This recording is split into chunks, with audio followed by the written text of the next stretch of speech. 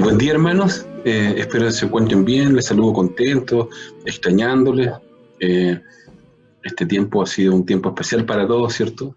Nos hemos podido acompañar a la distancia y en esta oportunidad me ha tocado exponer su palabra, un desafío. Así que vamos a orar por este tiempo. Les pido que me acompañen en oración para que el Señor guíe lo que vamos a aprender y lo que Él nos quiera mostrar en esta mañana.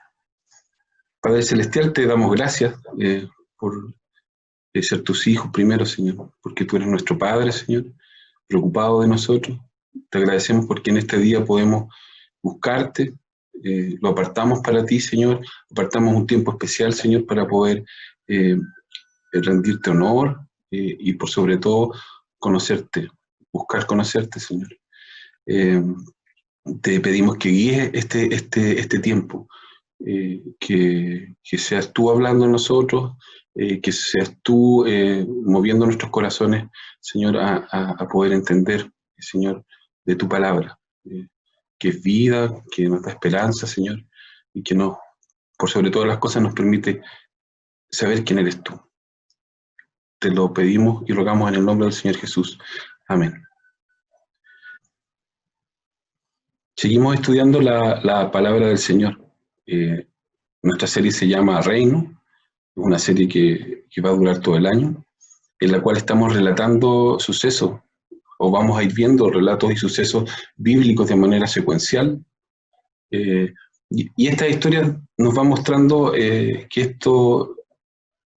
el relato bíblico no es solamente la historia del pueblo de Dios, de una religión particular, privada, sino que es la historia del mundo. Y así la hemos titulado, la serie Reino, la verdadera historia del mundo. Es el plan de Dios para la humanidad. Es un ejercicio que nos va a invitar, o esta forma de estudiar su palabra nos va a permitir contrastar nuestras visiones, eh, nuestras ideas, nuestros presupuestos, van permitiendo ampliar nuestra visión de lo que debe ser la Biblia para nosotros, que es un lente en el cual a través del cual nosotros vemos y debemos juzgar, ¿cierto? Nuestra historia, la historia de nuestra sociedad, los sucesos que vamos viendo, finalmente, a la luz de la Escritura, nos permiten tener una visión más clara, más ordenada.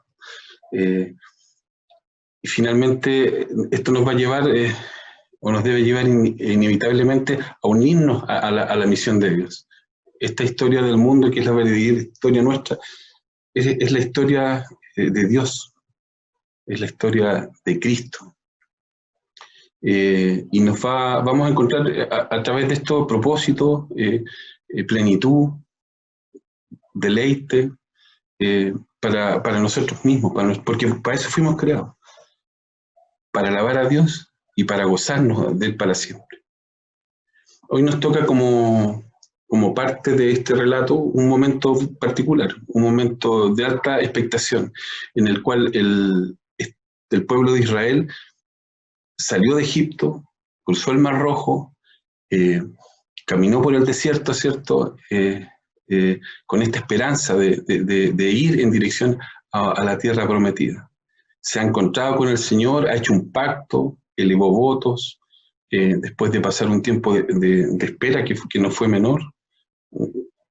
Una travesía que debió haber sido corta fue mucho más larga, porque producto de la dureza de los corazones del pueblo de Israel. Este tiempo de espera donde hubo incertidumbre, incredulidad, hubo desobediencia, pero también preparación. Y están a puertas de llegar a su destino final, que es esta tierra donde fluye leche y miel, esta tierra que fue prometida a sus antepasados, es de alguna forma un nuevo evento, un nuevo comienzo. Para el pueblo de Israel es un lugar físico donde poder estar en paz, donde poder tener prosperidad, tener sentido de pertenencia, de dominio. Una mirada humana, ¿cierto? Una mirada como la que muchas veces tenemos nosotros respecto a las cosas que tenemos o a las cosas que el Señor nos da. Es un lugar situado en un espacio geográfico específico, eh, eh, pero que tiene condiciones especiales para cumplir el propósito de Dios. No es cualquier lugar, ¿ya? Está en el centro del mundo antiguo, en medio de la cuna de las civilizaciones antiguas. Quiero mostrar un mapa. Este mapa lo vimos hace un par de semanas atrás, ¿cierto? En el cual vemos toda la trayectoria que hizo el pueblo de Israel por el desierto, ¿cierto? Hasta llegar a la tierra prometida. Estamos en este punto, aquí en la esquinita superior, a punto de cruzar el río Jordán. Ya han habido batallas, ya han habido parte de conquista en esta parte, que también es de la tierra que el Señor prometió.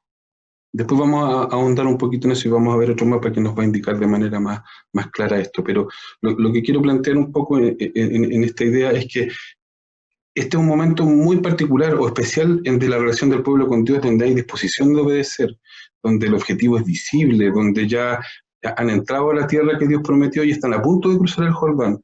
El pueblo está concentrado y alineado con la voluntad del Señor.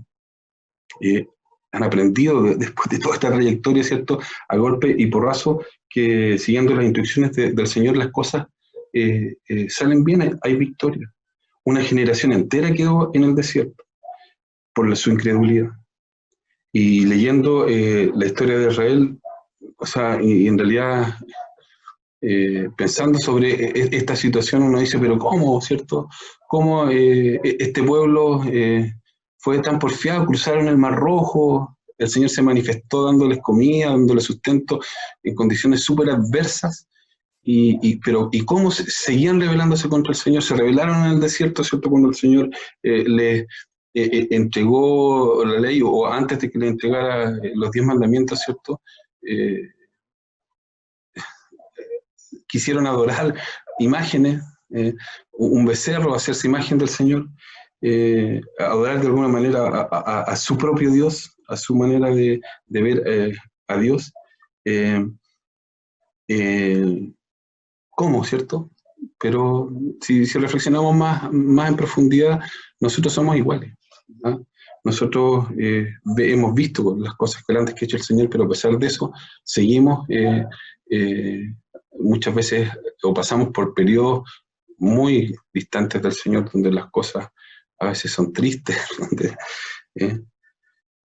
Israel en este momento está aquí, está arriba de la ola. Decía que el lugar físico era importante, el lugar geográfico es estratégico dentro del plan de Dios. Israel está a punto de conquistar una tierra para sí, después de haber sido peregrinos, después de haber sido esclavos, ¿cierto? La necesidad de pertenencia claramente es importante humanamente, pero el establecerse en un lugar físico, establecer una nación, era un anhelo del pueblo, una nación donde Dios reinara, donde Dios fuera el centro, también era importante para el pueblo de Israel. Pero la perspectiva del relato bíblico y la perspectiva del plan de Dios, el lugar es estratégico porque es el centro de las civilizaciones antiguas, es la cuna está en un lugar privilegiado, ¿cierto?, para cumplir el propósito de Dios, que es de ser de bendición a las naciones. Israel está aquí al centro y tenemos Egipto, los árabes, Babilonia, el imperio persa, el imperio griego, lo largo de la historia van a irse configurando estos imperios. Pero Israel tiene un propósito de ser luz a las naciones, de extender el reino de Dios y la voz de Dios a su entorno.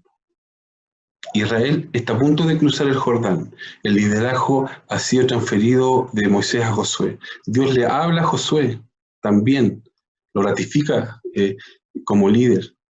Le habla y le da confianza frente a esta tarea que se viene. Le dice: durante todos los días de tu vida, en el versículo 5 de este capítulo 1, durante todos los días de tu vida nadie será capaz de enfrentarse a ti. Así como estuve con Moisés, también estaré contigo. No te dejaré ni te abandonaré. Está motivándole para lo que viene, para preparar al pueblo, para ser el líder que el pueblo necesita para esta tarea. La tarea va a ser dura. Los pueblos, esta tierra está ocupada por otros pueblos. No va a ser fácil. Otras culturas, otros dioses, será la lucha en esta etapa, que no va a ser corta. Y decía que en realidad esta preparación, y en esta preparación y a lo largo de este texto, podemos rescatar tres cosas o tres puntos que son necesarios para que Israel conquiste esta tierra. Tres cosas. Primero, ser valientes. Segundo, obedecer su palabra. Y tercero, tener unidad. Sobre estas tres cosas vamos a desarrollar el mensaje de ahora, el mensaje de hoy. Lo primero, a que Dios llama a Josué e invita al pueblo a ser valiente. El Señor demanda e invita a Josué a tener valor, y lo hace no una vez, sino lo hace 3 veces. Y más aún, a esforzarse en tener valor. Pues sin duda, claro, como decía recién, hay incertidumbre en este momento, hay una batalla que se viene que es ardua, contra enemigos que son poderosos, contra enemigos que son también quizás poco conocidos en detalle, y tenían que pelear para lograr el objetivo. No iba a ser fácil. Había temor. En el fragor de la batalla iba a haber desánimo. Las batallas no son siempre ir adelante, también son replegarse. En las batallas hay pérdida. En las batallas hay que tomar decisiones arriesgadas. Sin embargo, Dios alenta a Josué, pues este valor se sustenta en Dios mismo.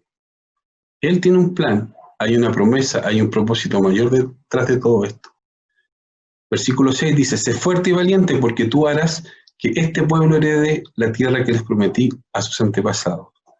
Finalmente le recalca en el 9, le recalca esta orden. Es un imperativo. Ya te lo he ordenado, sé fuerte y valiente, no tengas miedo, no te desanimes, porque el Señor tu Dios te acompañará donde quiera que vayas. Esfuérzate y sé valiente, porque yo estaré contigo. Es necesario, frente a la batalla y frente a las luchas, ¿cierto?, que va a tener este pueblo, ser valiente, ser constante, ser perseverante. Se necesita valor para lo que viene. Pero esta batalla no es de Israel, esta batalla es de Dios. Esta batalla es mía, le dice el Señor. Yo voy a estar junto a ti, no son tus fuerzas, son las de tu Dios. Pero vas a tener que ser firme. Vas a tener que salir de tu comunidad, de tu comodidad. Vas a tener que arriesgarte, pero con fe en mí enfrentar tus temores. Dios es soberano. Dios está en control de todas las cosas, pero hay responsabilidad individual del hombre como instrumento suyo. Nos acercamos al segundo punto, siguiendo el texto, porque la parte central quizás de este texto es este punto, que se traslapa con el otro, porque el Señor le llama a esforzarse y a ser valiente, pero particularmente en obedecer su palabra, en obedecer la ley. El segundo punto es este, obedecer su palabra. Vemos en el versículo 7 que dice, solo te pido que tengas mucho valor y firmeza para obedecer toda la ley que mi siervo Moisés te ordenó. No te apartes de ella para nada, solo así tendrás éxito donde quiera que vayas. Recita siempre el libro de la ley y medita en él día y noche. No cumple con cuidado todo lo que está en él escrito. Así prosperarás y tendrás éxito. Sin duda en este mandato a ser obedientes a la ley o a su palabra hay implicancias para la batalla que viene de inmediato, porque van a ser muchas, y el éxito de la campaña depende de seguir al pie de la letra las instrucciones del Señor. Esta obediencia va a requerir valor, va a requerir firmeza, porque las tentaciones van a ser grandes, las calles van a ser grandes también. El primer paso de obediencia a su palabra tiene que ver con reconocerle a Él como único Señor. Para aquellos israelitas es un desafío porque no le conocían de manera íntegra. Ellos venían de una cultura o mezclados con una cultura que adoraba a otros dioses. Por tanto, el conocer su palabra, el conocer esta palabra que en realidad, claro, uno asocia la palabra o la ley del Señor a los 10 mandamientos, pero en realidad cuando hablamos de palabra del Señor y cuando el Señor habla aquí en su palabra, habla del Pentateuco, de la Torá, que es mucho más amplia.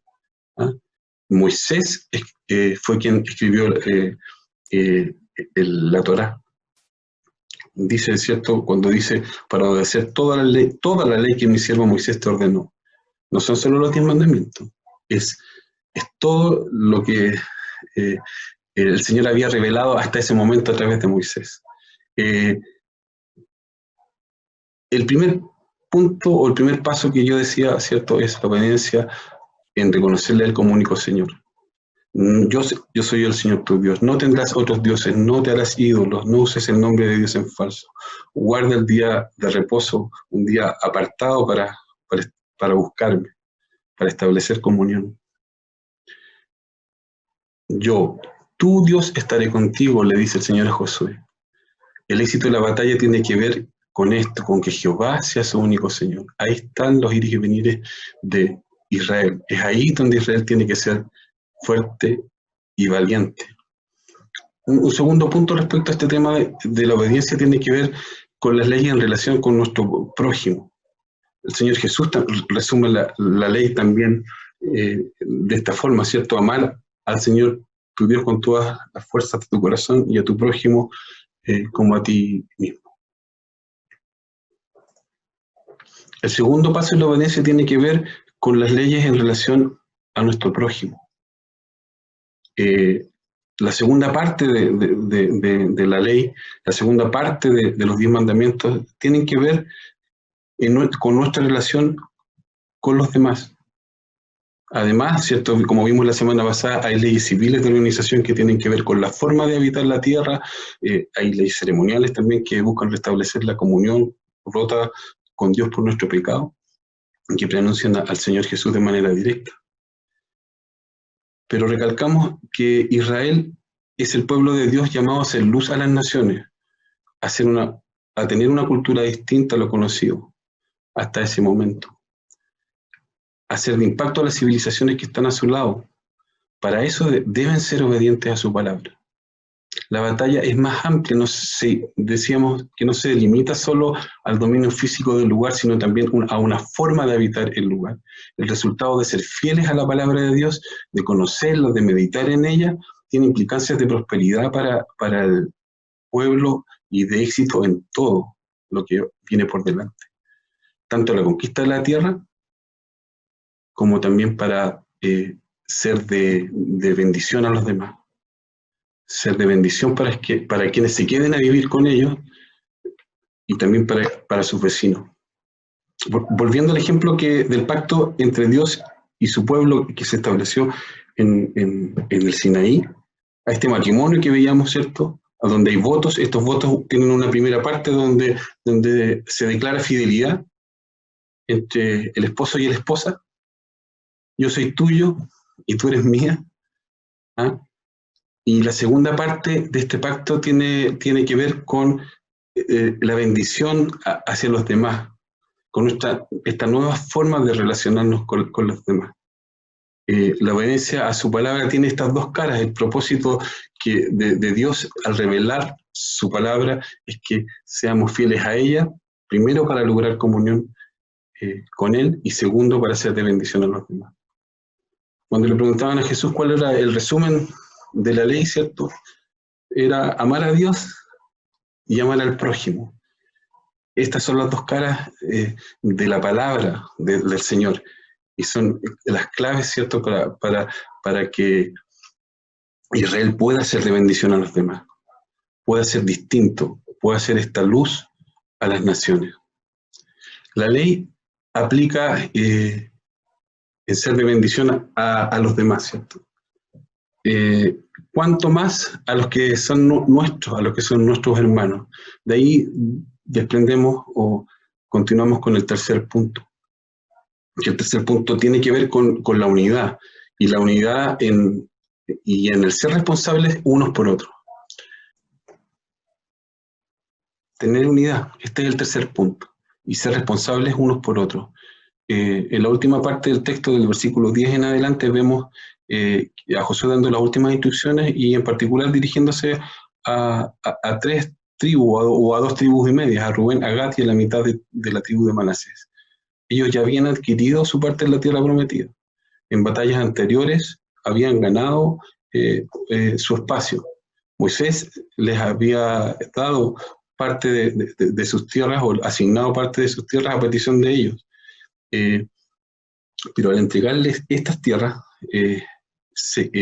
hicieron el compromiso de acompañar al resto de las tribus en la conquista. Voy a mostrarles un mapa nuevamente donde podemos ver esto. Aquí podemos ver la distribución de todas las tribus de Israel en la tierra y podemos ver por completo la tierra prometida. Hace un rato les mostraba que en este relato del texto se inicia aquí. Israel está el pueblo está situado en esta parte. Toda esta parte de este lado del río Jordán ya había sido ganada en batallas previas. Moisés incluso había sido parte o había dirigido esa batalla.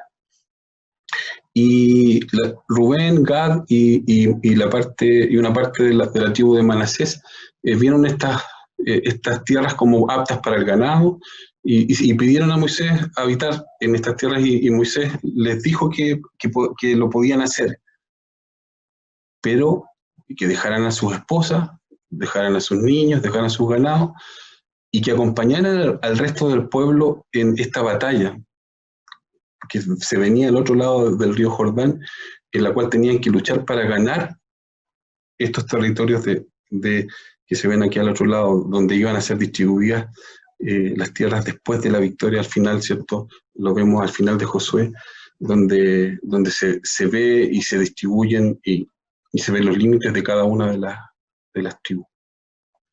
Por tanto, estos hermanos que ya tenían resueltos sus problemas, que ya podían haberse quedado tranquilos, hicieron compromiso con Moisés. Josué les recuerda su compromiso y el compromiso era de acompañar al resto de la batalla y ellos no dudaron. Ellos se dispusieron delante de Josué a cruzar, acompañarlo, reconociendo su liderazgo y acompañarlo en esta batalla, incluso dispuesto a entregar su vida. ¿Ya? En el versículo 14b dice: pero ustedes, los hombres de guerra, cruzarán armados al frente de sus hermanos, les prestarán ayuda hasta que el Señor les dé reposo, como lo ha hecho con ustedes, y hasta que ellos tomen posesión de la tierra que el Señor, su Dios, les da. Solo entonces podrán ustedes retornar a sus tierras.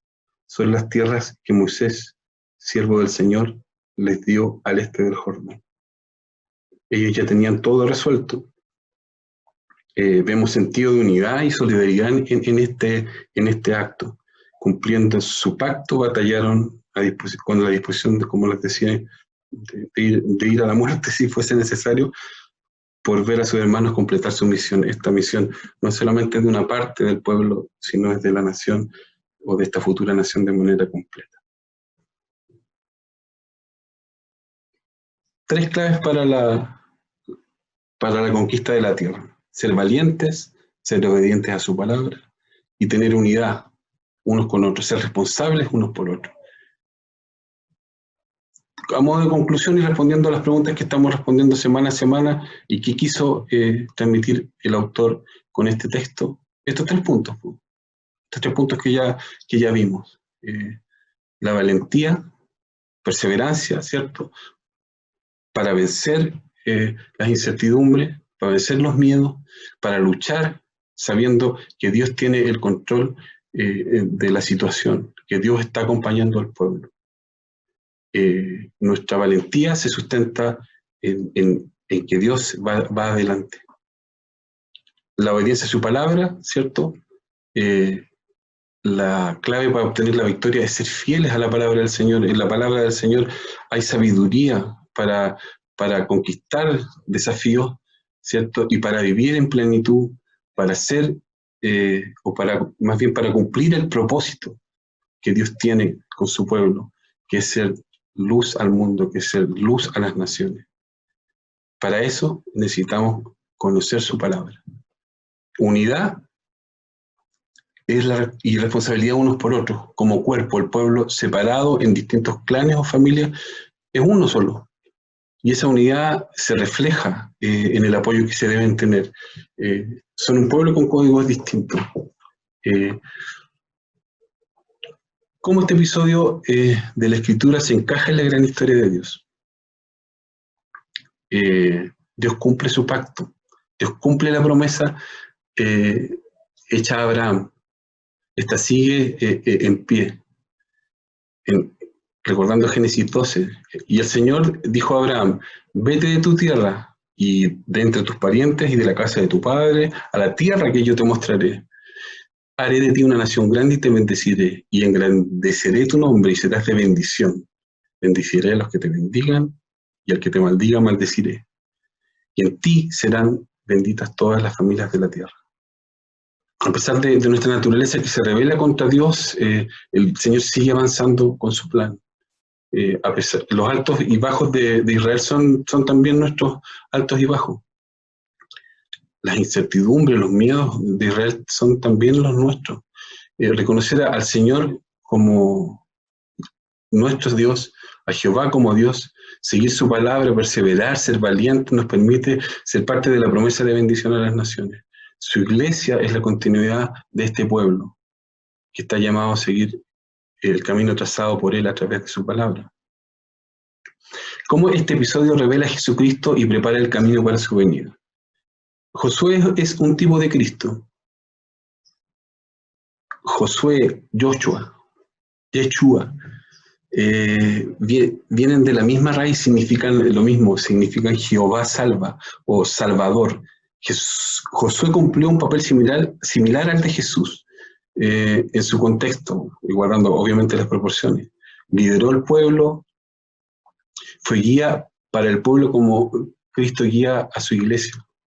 Encabeza la batalla para conquistar o restaurar la tierra prometida, como Cristo encabeza la batalla y conquista, ¿cierto? A través de su muerte y trayéndonos el reino de Dios, esta tierra prometida eterna, permitiéndonos morar en ella desde ahora, desde que le conocemos. El reino ya vino a través de Jesús. Esta tierra prometida a Israel es una pincelada o un boceto de lo que es el reino del Señor, este reino eterno, donde Cristo es Rey. El reino vino, se acercó a nosotros y Cristo ya está reinando. Él es nuestra paz, Él es nuestro descanso, Cristo es nuestra seguridad. Después de dar la batalla, después de altos y bajos en nuestra vida, encontramos paz solo en Él. ¿Qué más nos muestra este episodio en relación a Cristo? Su palabra nos muestra a Cristo. Obedecer su palabra y conocerla nos lleva directamente a Cristo. esta obediencia que demanda el Señor hacia obedecer su palabra, hacia obedecer su ley, nos lleva derechamente al Señor Jesús, porque Cristo es la palabra encarnada, porque su palabra a lo largo de principio a fin es la historia de Cristo. Él es el protagonista de la historia y Cristo es la palabra encarnada. Respondiendo a la cuarta pregunta, ¿a qué nos desafía a los creyentes actuales este episodio? ¿Cómo somos invitados nosotros hoy a ser parte de esta historia? Debemos ser valientes, ¿cierto? En este tiempo en el cual debemos enfrentarnos a desafíos importantes, ir contra la cultura, vencer la batalla, ¿cierto?, de una cultura que primero que todo no reconoce a Dios, cuyos valores son contrarios a lo que la palabra enseña, el individualismo, hedonismo, consumismo, cada cual busca su propio placer, ¿ah? Su propio bien por encima del de los demás, donde el más fuerte prospera a costa del sufrimiento de otro, donde la vida del otro no tiene valor. Debemos esforzarnos y ser valientes en luchar contra esto, en proteger al más débil, en denunciar la injusticia, ser fuertes y valientes también, no caer en manos del desánimo, del miedo, de lo que vaya a pasar. Estamos pasando por crisis económicas, por crisis sanitarias, por crisis sociales, que nos generan estrés, nos generan incertidumbre. A veces caemos en desconsuelo. Debemos levantarnos, debemos darnos cuenta que el Señor va adelante, debemos confiar finalmente en Él, que hay un propósito mayor en todo lo que está pasando. Nuestra confianza y valor no está en nosotros, está en los méritos del Señor Jesús. Lo anterior me lleva a pensar en aquellos que dan la batalla solo. A mucha gente que no conoce al Señor, a cristianos, o sea, a no cristianos o a no evangélicos, que dan una batalla en este tiempo solo contra la injusticia, contra la desigualdad, contra... tengo amigos que tienen una ética del trabajo impecable, que cuidan su familia y que dan de alguna manera una batalla, de alguna manera tienen valentía, ¿cierto?, en enfrentarse y también en ir contra la cultura, esta cultura sin ética, sin valores. Pero me preocupa que luchan solos. Ya dijimos, en realidad la lucha y el ser valientes cuando sabemos que el Señor está detrás nuestro tiene otro significado. Podemos dar la batalla de otra manera. Podemos no desfallecer, podemos encontrarle propósito y sentido a nuestra vida. A la hora de dormir podemos descansar. A lo mejor estas personas hacen todo eso, pero claramente siempre está la angustia ahí, siempre está ese vacío. Mi invitación es a que nos preocupemos de ellos y hacer un llamado para que quienes están en esa situación encuentren paz, encuentren consuelo en esta lucha. El texto nos invita también a conocer, a meditar, a aprender y a comprender su palabra, para poder estar firmes, para poder tener herramientas útiles en el plan del Señor. Esa luz a las naciones requiere poder reflejar esa luz, que no es nuestra, es reflejar. Esa luz viene de Jesús. En su palabra no hay misticismo, no hay cuestiones ocultas, su palabra es clara. En ella encontramos respuestas y claves para nuestra plenitud y la de nuestra sociedad. Instruir a nuestros hijos en la palabra del Señor es una responsabilidad. El pacto se extiende a través de nuestros hijos y en realidad debemos conocer su palabra para poder enseñarla, ¿ya? No debemos desentendernos, no debemos entregar esta responsabilidad a la iglesia, al pastor, a los profesores de escuela dominical. el obedecer su palabra y que nuestros hijos obedezcan su palabra requiere de que la aprendamos para poder enseñársela y que practiquemos y los instruyamos a ellos también. Debemos hacer nuestra su palabra, que sea acción, que se refleje en nuestras relaciones con los demás. El Señor y su Espíritu Santo nos guía, ¿cierto? A aprender a ser generosos, aprender a amar incondicionalmente, aprender a tener paciencia. Son cosas que aparecen en su palabra, que nosotros las vemos y no nos nacen.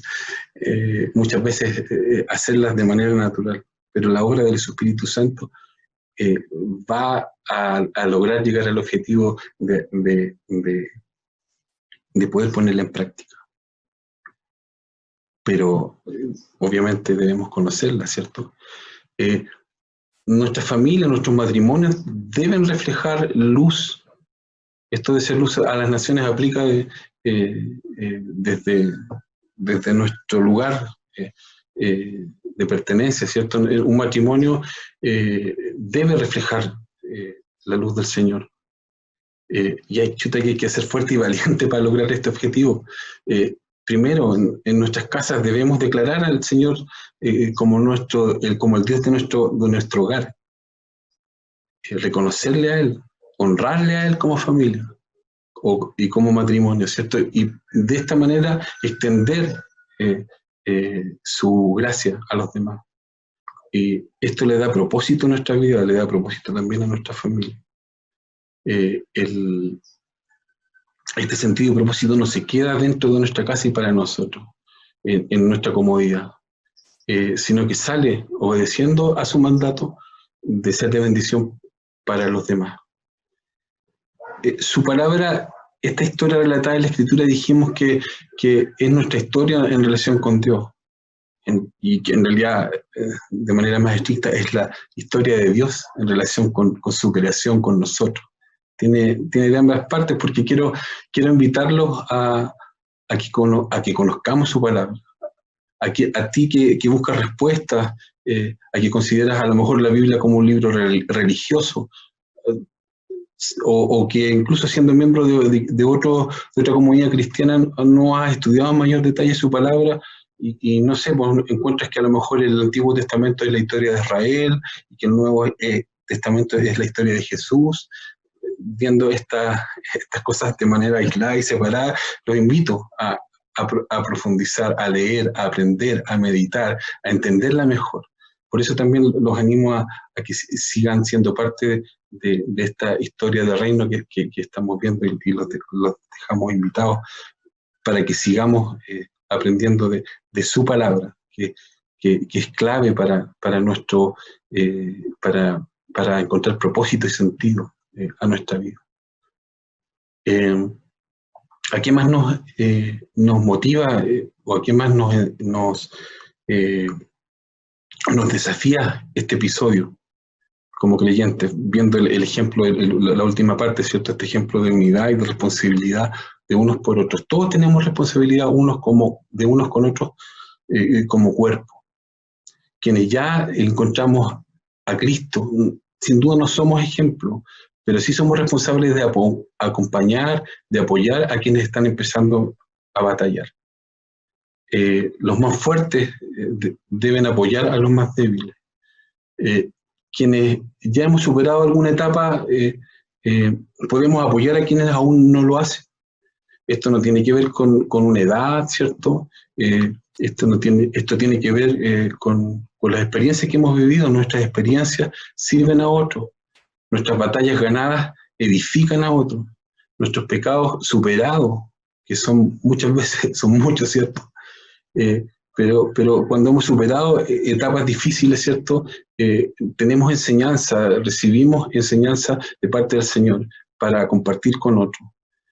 Estamos llamados a ser responsables y eso implica el que no debemos estar aislados, el que debemos ser generosos, el que debemos preocuparnos por los demás y en que debemos tener este sentido de unidad y de cuerpo para poder juntos como iglesia poder avanzar en en este plan redentor del Señor.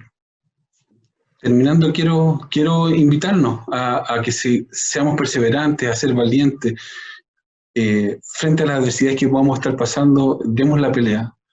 Frente a las situaciones por las cuales cada uno de nosotros pudiese estar viviendo, que puedan ser adversas, dar la pelea, a no desfallecer, a ser obedientes, en obedecer su palabra, a ser esforzados en eso, a ser diligentes en eso, a aprender, a buscar en su palabra el conocer más al Señor.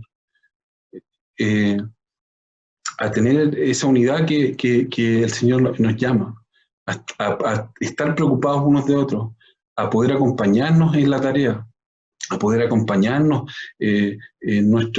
a partir de las cosas que hemos vivido, ¿cierto?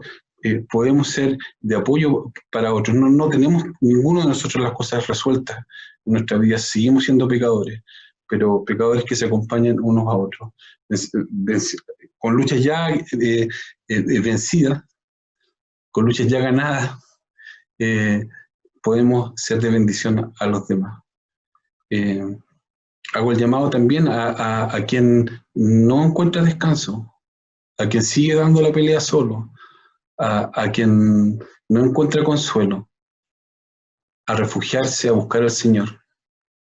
En Cristo tenemos paz, en Cristo tenemos esperanza. El Señor Jesús vino y Dios, dentro de su plan, y esta historia que nos muestra, nos revela de principio a fin al Señor Jesús, para darle sentido y propósito a nuestra vida, para poder encontrar deleite y gozo en el Señor. Porque, como decíamos desde un principio, fuimos creados para alabar al Señor, gozarnos de Él para siempre, ser parte de su propósito. Así que quedamos desafiados, ¿cierto? El Señor nos guarde, el Señor nos guíe también en esta semana, nos acompañe, bendiga a su pueblo, bendiga a sus hijos. Oremos. Padre Celestial, te damos gracias, Señor, por este tiempo. Damos gracias, Señor, por aprender más de ti.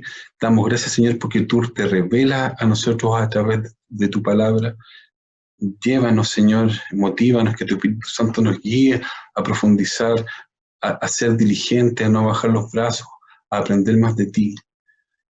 Tu palabra de tanta sabiduría, Señor, nos revela a Jesús, nos revela que necesitamos salvación, nos revela que necesitamos reencontrarnos contigo, y que viviendo de esa forma, siendo fieles a ti, siendo fieles a tu palabra, podemos encontrar paz, descanso y principalmente conocer a Jesús. Gracias, Padre Santo, por todo. Gracias por este tiempo, por este desafío. Te damos gracias en el nombre del Señor Jesús. Amén. Gracias, hermano. El Señor les bendiga.